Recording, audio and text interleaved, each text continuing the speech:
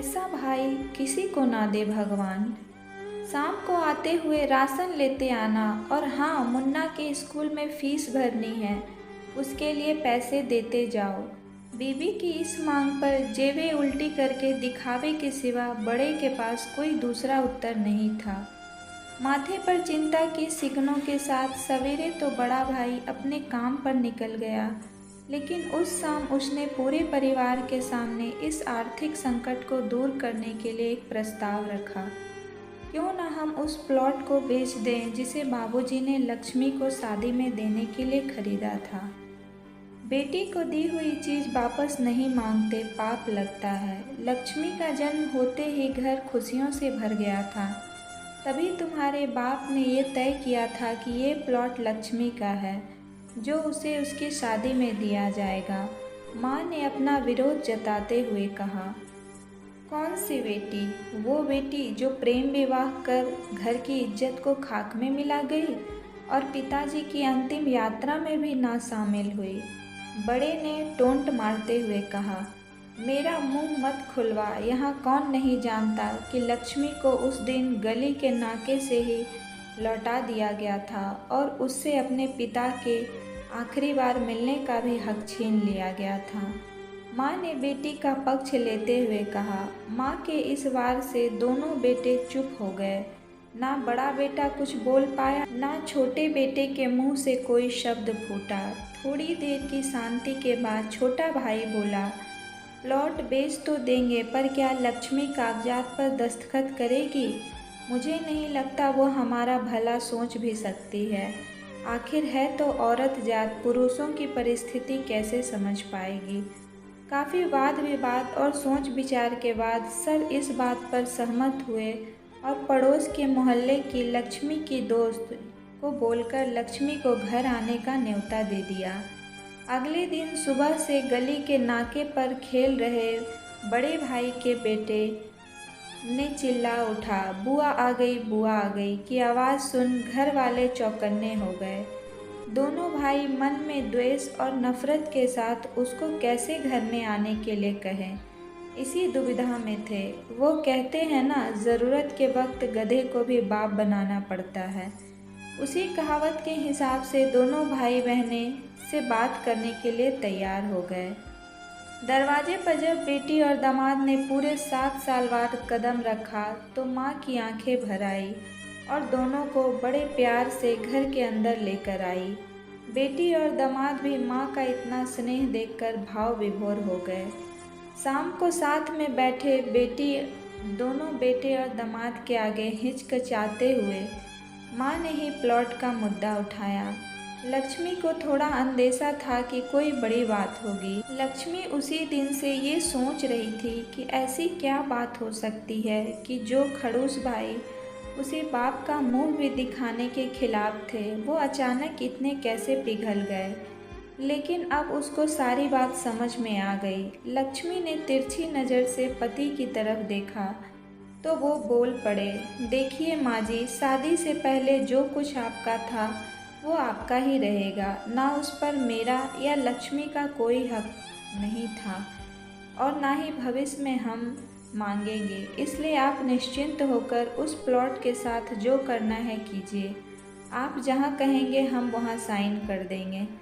सुबह से अपने जीजाजी से नज़रें चुरा रहे दोनों भाइयों ने अब अपने जीजाजी को अच्छे से देखा। सुबह प्लॉट के कागजात पर बहन के दस्तखत लेकर काम खत्म किया जाए, यह तय हुआ। सब इस मीटिंग को ख़त्म कर उठ ही रहे थे कि टीवी पर अनाउंसमेंट हुआ कि आने वाले 21 दिनों तक देश में लॉकडाउन लगाया जा रहा है। लक्ष्मी के पति ने फ़ोन पर बात करने के बाद कहा, अब हम क्या करेंगे लक्ष्मी, कल की बस भी रद्द हो गई और 21 दिनों तक कोई बस नहीं है। हम तो फंस गए। इस खबर से दोनों भाई बहुत निराश हो गए, क्योंकि एक तो उनकी आमदनी कम थी और 2 लोगों का और खाने पीने का बोझ बढ़ गया था। लेकिन माँ अंदर ही अंदर खुश थी, क्योंकि इतने बरसों बाद घर वापस लौटी बेटी इसी बहाने कुछ दिन आराम से उसके साथ रह पाएगी। दोनों भाई छूटक सब्जी और फल बेचा करते थे। कुछ दिनों में ही लॉकडाउन के चलते और कोरोना वायरस के चलते लोगों ने उनसे सब्जियां और फल खरीदना बंद कर दिया। पहले से खराब उनकी आर्थिक स्थिति और ज़्यादा खराब होने लगी और वह मन ही मन लक्ष्मी के कदमों को अशुभ मानने लगे। बहन और जीजा जी से उनकी यह हालत छुपी नहीं थी। लक्ष्मी के कहने पर उसके पति ने दोनों भाइयों की सब्जी और फल की रेडियों पर लोहे की रॉड और जालियां फिट कर दी। बाजार जाकर दोनों के लिए कैप, हाथों के दस्ताने और थोक के भाव से सब्जी और फल खरीद लाए। दोनों की रेडियां अच्छे से तैयार कर फल और सब्जियां ढक कर दोनों भाइयों को टोपी और दस्ताने देकर जीजा जी ने उनसे कहा, एक बार आप इस तरह से धंधा करके देखो, शायद आपका मुनाफा बढ़ जाए। थोड़ी आनाकानी करने के बाद दोनों भाइयों ने जीजा जी के समझाए अनुसार धंधा शुरू किया। 2-3 दिनों के बाद ही कोरोना से घबराए लोग अब ढकी हुई फल और सब्जियां और दस्ताने और सेफ्टी का ध्यान रखते बेचने वाले से ही फल और सब्जियां खरीदने लगे। इस तरह समझदार दामाद की वजह से धीरे धीरे दोनों भाइयों का धंधा अच्छा चलने लगा और उनके घर का गल्ला जो पहले खाली हो रहा था अब धीरे धीरे भरने लगा। माँ जैसे अपने मरे हुए पति से मन ही मन संवाद साधने लगी, देखो जी, आपकी लक्ष्मी सच में लक्ष्मी है। उसके पांव घर में पड़ते ही घर खुशियों से भर रहा है। दोनों भाइयों के आंखों में पहले जो गुस्सा था उसकी जगह अब शर्म ने ले ली थी। वह मन ही मन सोचते थे, क्या गलत किया था बहन ने जो हमने उसके साथ इतना बुरा सलूक किया। शादी ही तो की थी और शादी करने से पहले हमें बताया भी तो था। हम ही थे जो उसे स्वीकार नहीं कर पाए। दोनों भाइयों के मन से द्वेष और नफरत धीरे धीरे प्यार में बदल गया। 21 दिन बाद जब दीदी और जीजा जी प्लॉट के कागज़ पर साइन करने जाने लगे तब दोनों भाइयों ने उन्हें रोक लिया और उनसे माफ़ी मांगते हुए वे पेपर्स उन्हें देते हुए बोले, शादी के वक्त हमने आपको कोई तोहफा तो दूर की बात है, आपका हक भी नहीं दिया, लेकिन अब इस प्लॉट को स्वीकार कर हमें प्रायश्चित करने का एक मौका दीजिए।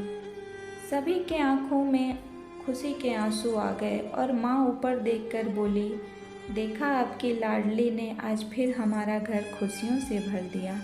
तो दोस्तों, आज की कहानी आप लोग को कैसी लगी? अगर पसंद आई हो तो प्लीज़ लाइक करें और ज़्यादा से ज़्यादा लोगों तक शेयर ज़रूर करें। तो मिलूँगी नेक्स्ट स्टोरी के साथ।